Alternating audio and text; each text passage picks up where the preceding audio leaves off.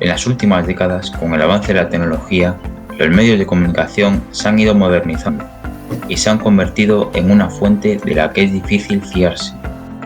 Recibimos al día mucha información de variada procedencia y no es fácil filtrar lo que realmente nos importa o es verdaderamente verídico. Es por ello que hemos creado un decálogo de lo que podría hacer un ciudadano para librarse de estos impedimentos en la búsqueda de la verdad.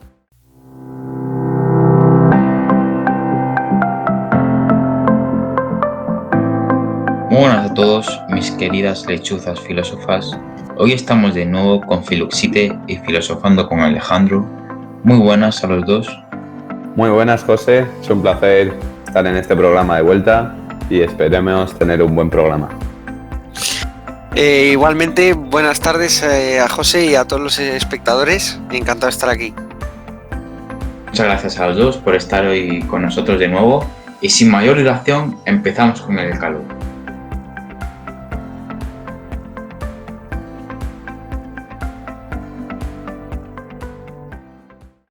El primer punto del decálogo sería buscar datos objetivos.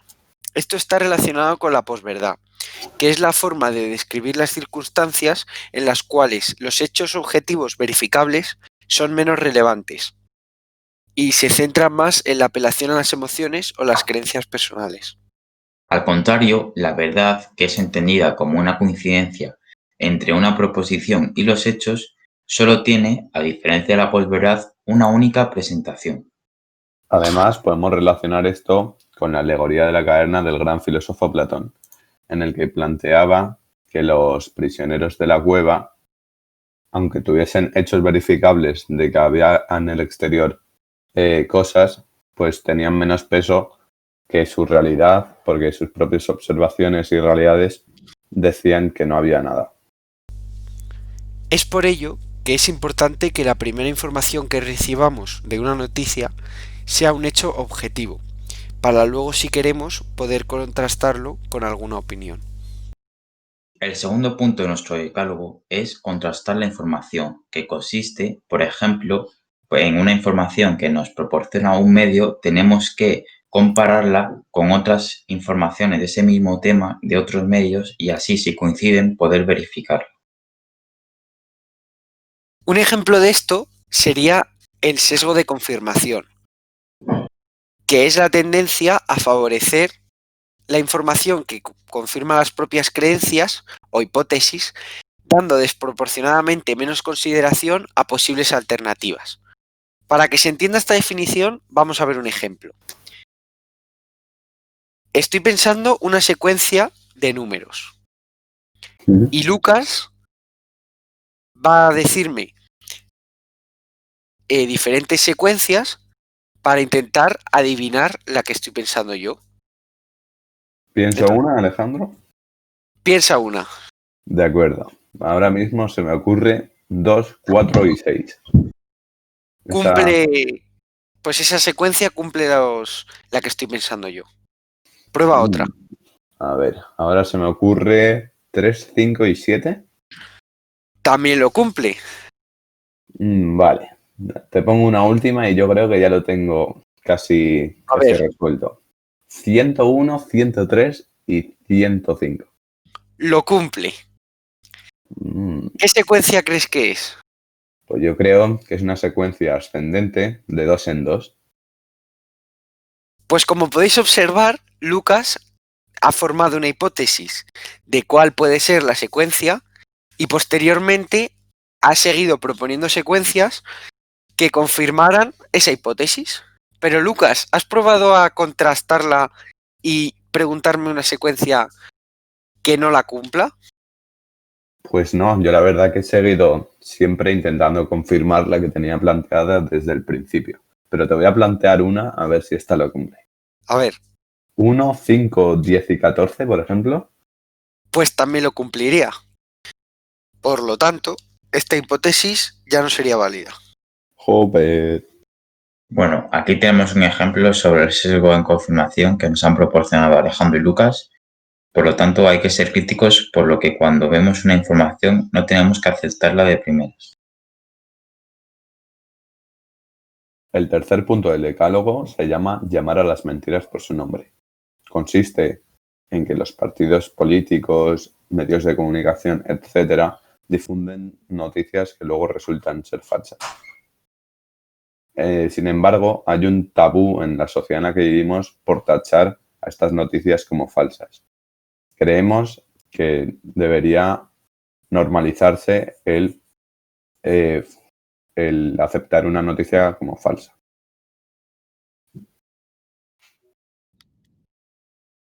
El cuarto punto sería ver fuentes fiables, como por ejemplo los organismos oficiales, para estar seguros de que la información que recibimos es verídica. Bueno, lo que acaba de decir Alejandro está relacionado con las fake news, que es una información creada como si fuese real con la intención de desinformar y también es difundida para lograr un engaño de masas con fines políticos o ideológicos. Unos ejemplos de estas fake news, por ejemplo, han sido a raíz del coronavirus, en las que se han visto miles de bulos en plataformas digitales, que consistían, por ejemplo, en la inyección de un chip en nuestro organismo mediante la vacuna del coronavirus, que supondría el control de la población.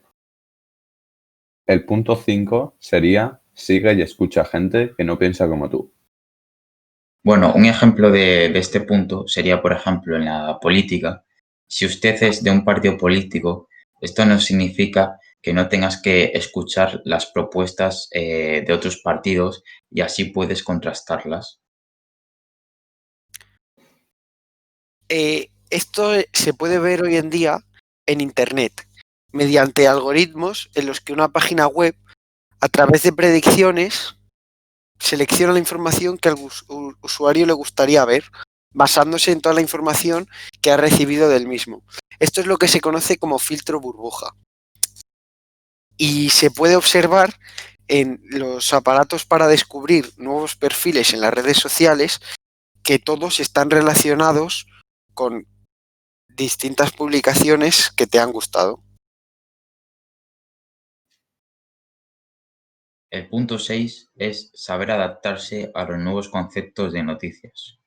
Con el avance de la tecnología, tenemos que saber informarnos rápidamente a través de los medios tecnológicos que disponemos, como periódicos digitales. Efectivamente, Lucas. Además, en estos tiempos que vivimos con la pandemia, se puede resultar que den una noticia de un día para otro que afecte a toda la población. Y por tanto, tú a lo mejor tu medio de información sea el periódico o el telediario a la hora de la comida. Y al no estar conectado con las nuevas tecnologías, tardes bastante tiempo en enterarte de nuevas restricciones que afectan a tu día a día. Sí, además, yo creo que lo que tú te refieres, por ejemplo, es al confinamiento de zonas, ¿no? Sí, también a restricciones de movilidad y cosas de ese estilo. Por lo que, obviamente, para la gente mayor es más difícil, pero es importante que intentar adaptarse, por lo menos, a Y las... mantenerse al tanto. Sí. El séptimo punto sería no quedarse en los titulares sensacionalistas. Esto quiere decir que no, cuando ves una noticia, no tienes que leer solo el título, tienes que leer su cuerpo, ya que a veces no tiene nada que ver entre sí estas dos cosas que os acabo de decir. No sé si os ha pasado a veces, pero cuando estáis leyendo una noticia ya por medios tecnológicos o si sois más tradicionales por el periódico, a veces cuando lees el título de una noticia cualquiera y luego entras en ella y empiezas a leer su cuerpo, pues no tiene nada que ver, no tiene nada que ver una cosa con la otra. No sé si os ha pasado a vosotros. Sí, además, de hecho, este término tiene un nombre proveniente del inglés que se llama clickbait, que consiste básicamente en lo que has dicho, en tener un titular bastante interesante y bastante atractivo para después el cuerpo de la noticia ser la mitad de interesante de lo que parecía. El punto 8 sería tener cuidado con lo que se comparte en redes sociales. Sí, esto básicamente es porque una vez que subes algo a la red, lo puede ver prácticamente todo el mundo y aunque lo quieras borrar, realmente siempre va a estar ahí, porque todo lo que se sube a las redes sociales, luego puedes borrarlo de tu perfil, por ejemplo, pero nunca vas a hacer que que deje de estar. Bueno, hay un ejemplo que está relacionado con este punto. Es el término llamado sexting, que consiste en mandar una foto de una parte de tu cuerpo sin ropa a otra persona, ya sea chico o chica, y esa persona lo que puede hacer es enviarlo a otras personas, ya sea para burlarse de ti o enseñárselo a otras personas.